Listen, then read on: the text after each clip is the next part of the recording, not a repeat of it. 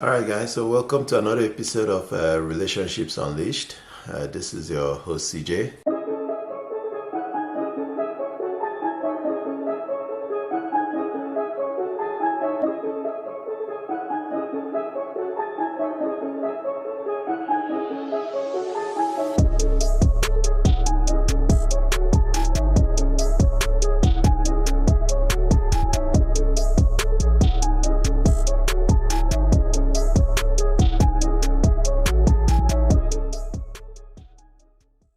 Today we're going to be talking about 10 different ingredients of any successful relationship. Now, as I always like to say, relationships are tough because these are two separate entities that are coming together to, be one, right? So let's kind of go over these 10 things and see how you fit in your own relationship. All right, so number one is going to be acceptance. In a previous video, I talked about the 6 stages of any relationship, and one of them, which was pretty much close to the end, was acceptance. You have to accept them for who they are. Now, we all know that along the line, you are going to see things that you are not so comfortable with, things that you wish were not. Of course, there's the things you love about them, but at the same time, there's going to be a lot of things that you kind of start noticing that it doesn't really sit well with you. And yes, if you really love this person, you're gonna have to adjust. And by adjusting is pretty much accepting. So the first one is acceptance. You have to accept those differences, those things that really don't sit well with you. You have to accept them and integrate them as, part of you guys going forward. So with this acceptance, we're talking both the differences and also the similarities. So, there's this saying sometimes that, if you are an introvert, that is always good to also have an introvert, in your relationship. But at the same time, sometimes it's not, because two of you will probably be indoors and killing each other, right? So similarities doesn't always mean that they are good, but at the same time, when you're accepting the differences, and you're accepting the similarities, you're accepting the good, you're accepting the bad and the ugly. That's definitely the first ingredient that I feel any successful relationship is supposed to have. Now, the second one is respect. Now, with respect, let's start with this. It doesn't matter who first asks the other person out. The bottom line is that both of you chose each other for that relationship. So the first thing that you definitely have to respect is that that person chose you to be their partner. And this allows for many other things to now start flowing in the relationship.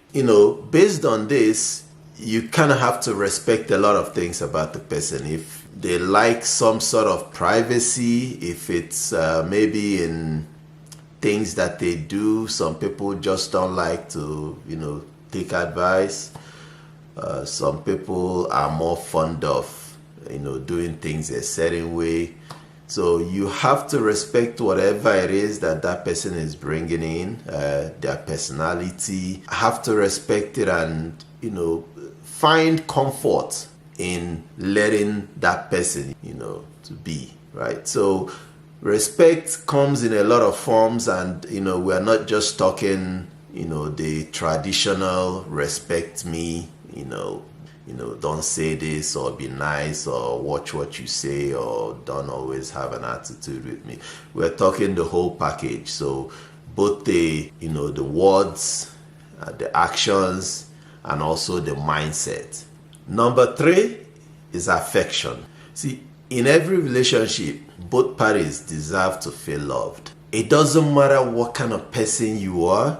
If you're choosing to get into a relationship, you got to be able to show somehow that you care, that you love the person. And, I'm not talking money here, because of course, there's always this argument that, yeah, I'm giving her money, or yeah, I'm giving him money. He's, he's not lacking anything, or she's not lacking anything. So because of that, you are showing affection. Yeah, definitely. If one party has the financial stability, is obviously a good idea to share. But for this, I'm talking, connecting physically, connecting emotionally, connecting in other fronts, which obviously would include things like, religious, if you guys are there. Now, while we're on connection, we have to understand that being connected to somebody comes in different forms, but the ones that are most appreciated are those that are, the smaller things, like holding hands, like, being able to maybe watch things together on TV. And of course, everybody has their own shows that they prefer. Everybody has things that they, you might be a reality TV person and he's a, maybe he likes to play video games, whatnot.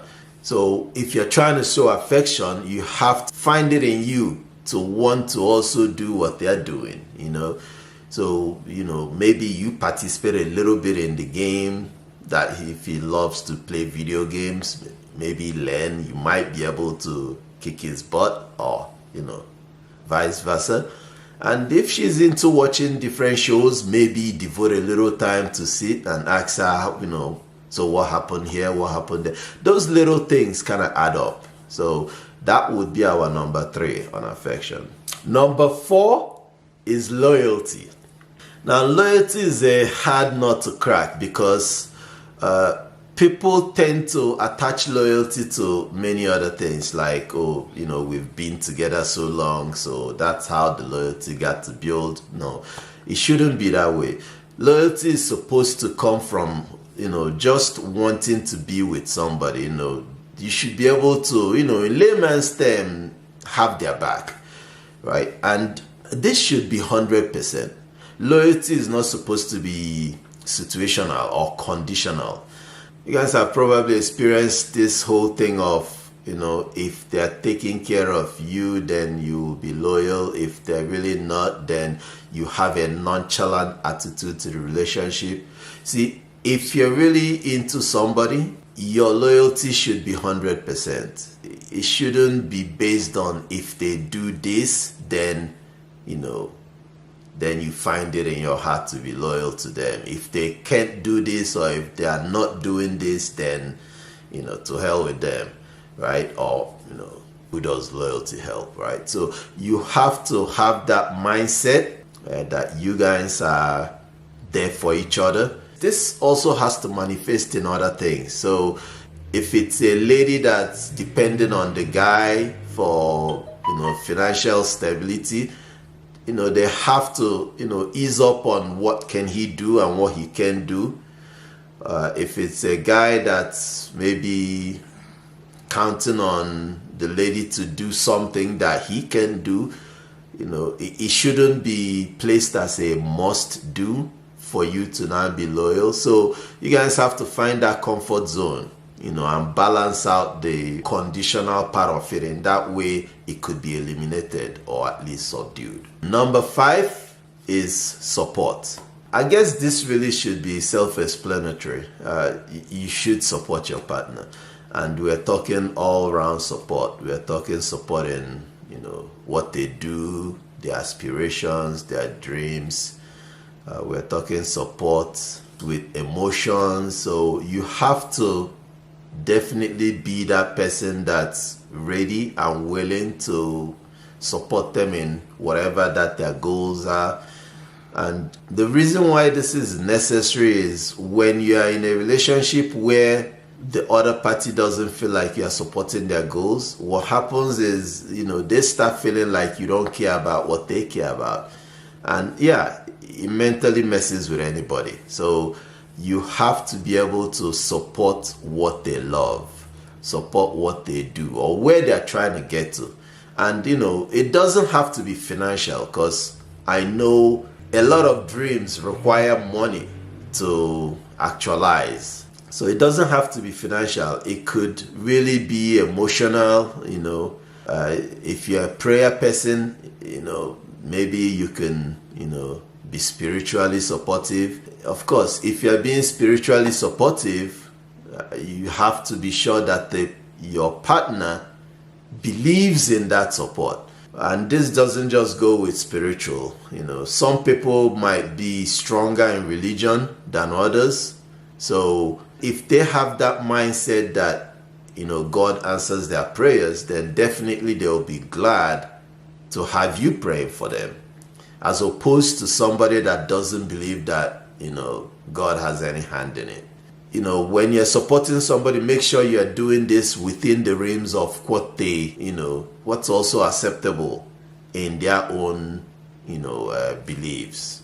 Now, number 6, which kind of goes hand in hand with pretty much everything, especially number 5, is gratitude. It's very, very easy in a relationship for people to start taking things for granted. Things that, the partner does could be overlooked or seen as, normal, expected. So you don't show any gratitude for it. Definitely, gratitude is big. Just like in every other thing, when somebody realizes that you really appreciate what they're doing, it makes them want to do more. And it's only natural because we're all human beings here, So, gratitude is important. If there's anything they're doing, your partner is doing, whether you feel like it's bending backwards to do it or she's, not bending backwards too much to do it, whatever the situation is, you have to, show that gratitude, that appreciation. In that way, they'll continue, probably putting in more effort or even do more than they already did. This also solidifies all other things because, once that appreciation is there, once that gratitude is there, there's that feeling of acceptance, of, recognition. There's that recognition that, your partner will get out of it. And that makes them also feel good for making you feel good. All right, so number 7 is individuality. Now, by this, we should definitely recognize that before your partner started the relationship with you, they were them. So whatever it is that they used to do when they start that relationship with you, it's really a good idea to let them still be them, right? If they are, let me just take for instance, if they like to play basketball with the boys, don't stop them from, playing basketball with the boys because now they're in a relationship. So let them do it. If, she likes to hang out with her girls or maybe do certain things that maybe would make them leave your presence, allow them because they used to do those things before they met you. If you subdue them from doing it, it definitely doesn't help the relationship because they would always feel like they're missing out of something just because they're now with you. You should be able to recognize their personality, accept those things that they do, although it might not really sit well with you, but as long as they're not bad things or evil things, and most of the time these things are recreational. So, allow them do what they do. So essentially, I'm just saying here, let them have a life outside the relationship because that's the life they used to have before the relationship. So yeah, of course, if they're overdoing it, because there's always that catch-22 that they're always out with the boys or she's always hanging out with, I don't know, her family or with whoever, right? So there's always that thing of they are never there. So of course, if they're always never there, that's a totally different thing. You guys have to talk about that, communicate. If it's just that they have this little window that they like to go and do something, then, by all means, you should try to accommodate that. And this goes hand in hand with number 8, which is privacy. There's really a lot of controversy when it comes to privacy because, there's people that believe that nothing should be private. If you guys are in a relationship, that everything should be transparent. And there's people that believe that, there should be some level of privacy to some extent, right? And I'm not here to challenge anybody's belief, but the truth of the matter is that everybody needs a me time. So if we're looking at it from the perspective of giving them space to breathe, then I really feel privacy is necessary. I understand if there's lack of trust, but believe me, if you start feeding off the negative energy that comes with lack of trust, all you guys are doing is heading south. Somewhere in between the privacy, yes, things should be transparent. Yes, there has to be communication. Yes, you have to feel like this person is not hiding that they are, doing illegal stuff or petty stuff, or they're pedophile, or those kind of things. You want to be sure that they are not into that kind of stuff. So based on that, yes, you should know things, and I believe transparency is necessary. However, if there's a situation where you guys from the beginning, I think this is a topic that needs to be addressed so that both parties are comfortable. If you're maybe the kind of person that want to always have access to his phone, then I think you should discuss it from the beginning and see if he's that kind of person. If he's that kind of person, then great. You guys know from the beginning that this is the kind of person. He doesn't mind you having access to their phone. They don't mind you having access. Now, if they're not, then it's something that you have to accept from the get-go. Don't shy away from talking about things like this, because they will later come up, right? So if this is you want to be sure that this is communicated and both parties understand that, okay, this is acceptable or this is not acceptable. Yeah, and it might save so much headache down the line. Now, even if it's acceptable, you kind of have to be careful, because there are scenarios where the guy is okay with you having access to his phone, but the insecurity of the other party, keeps leading to violated incidents, or violations of, the privilege. So you will see situations where maybe, and this is just for instance, maybe they start, replying to messages that really don't concern them because they have access to your phone. That would be, very, very inappropriate. They might start, maybe impersonating the person for one reason or another. Maybe they suspect, this person might be something to the person, so you now start, sending messages and then deleting it so your partner doesn't know. Those kind of little shady things should be avoided, because down the line, if he later finds out that you're doing that, or she later finds out that he's doing that, it breaks that whole privacy fine line, and from then on it could be everything could change.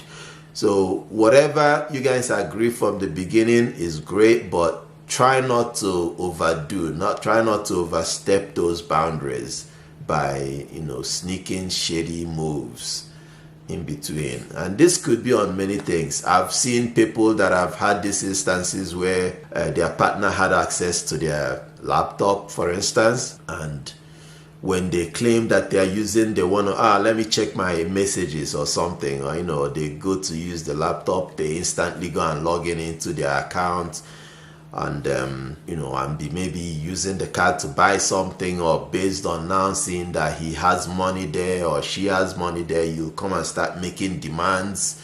I want this. I know you can afford it for sure because you've already checked their bank account. So those kind of shady practices, they are not good. So don't indulge in these, because all it does is it makes people change. If they were previously okay with you having access to their laptop, all of a sudden, it's now a no-no, right? So essentially, respect the privacy, and whatever you guys agree, respect that too, right? This brings us to number 9, which is connectivity. And we could also use the word communication here too. See, before you guys met, you guys were two separate entities. After you guys met, you are still two separate entities, no matter what the whole relationship or even marriage detects. I know they say, with like marriage, they say it's two human beings that have now become one. If we want to be honest with ourselves, it's still two separate entities. It doesn't really matter whether you guys are married, dating, you are still two separate entities with, your own mindset, with your own beliefs that you've grown up with. So once this is recognized, you would also see that everybody comes in with a different mindset, which of course you hope you guys can, bring to one. But the key thing here is having things in common. So although you guys are different human beings with different, you guys grew up with different beliefs, it's really important to have things that you guys have in common. It could be in any field. It could be in sports, it could be in fashion, it could be in, entertainment, it could be in anything. You guys have to have common interests that you can, share together, you can talk about always. And, the more of this you have, the better, because this kind of scenario is what you find where somebody that's uneducated is in a relationship with somebody that is highly educated. Sometimes there's really nothing for them to talk about. And at the beginning, of course, yes, it's all lovey-dovey. Nobody's even thinking outside the box. But after all those things are, blended, or after all those things all get settled down, then there has to be common interests. There has to be things that you guys can actually share, laugh, and, merry about. The last but not the least is communication and compromise. Now, we all know communication is really important in any relationship. If there's no communication, then it's always going to look like something is missing. So communication is very important. Whatever you guys are doing, communicate with each other, because that's probably the first foundation of trust. If they don't know what you're doing, it's easier for them to, wonder if you're betraying them or not, or whatever that you're doing, if it's really against, the whole relationship ideology. So, communicate. This could easily be the number one ingredient, but it's definitely one of the main ones. Now, with compromise, it's probably self-explanatory too. There's all these instances, like we just said earlier, where, people come into a relationship with a different kind of upbringing. This is what they are used to, or maybe this is what they are accustomed to. So we compromise, obviously, people come into a relationship with different mindsets. People, grew up with different kind of upbringing, physical, socially, emotionally, and, even religiously, right? There's all these different upbringings that people, bring in when they come into a relationship. And of course, you can guarantee that no two upbringings will be exactly the same. It's not the same mother and the same father that brought you guys up. You have to be able to compromise on things that you're not comfortable with. You have to be able to tolerate certain things. And I hate to use the word tolerate, because tolerate seems like harsh, that you have to deal with this thing. It should be more of accepting, which is like number one. It should be more of accepting things that you can change. And, while we're on the change, while we're talking about this change, please don't go into any relationship thinking that you can change the person. They are who they are. If they change, it might be some natural, divine intervention. So it wouldn't be you that would make them change. It's possible that they can change, but it wouldn't be you that would make them change. So don't go into a relationship thinking you can change somebody. I like this, but I don't like that, but I'll get him to change. You're not. And if you are not willing to accept that from the beginning, it's gonna get to a stage where you can no longer deal with it. So compromise is really, really important, because you guys are gonna have to be dealing with little things here and there that you're not so comfortable with. As long as you are at peace with it, it will let the relationship flow. So guys, these 10 things, of course, they are not all inclusive. I'm sure there's more that could be picked up here and there. But for the most part, if you can have these things in your relationship, I 100% believe, maybe not 100%, maybe 99.9%, that you will have a successful relationship. I wish you guys the best in your relationships, and see you on the next episode.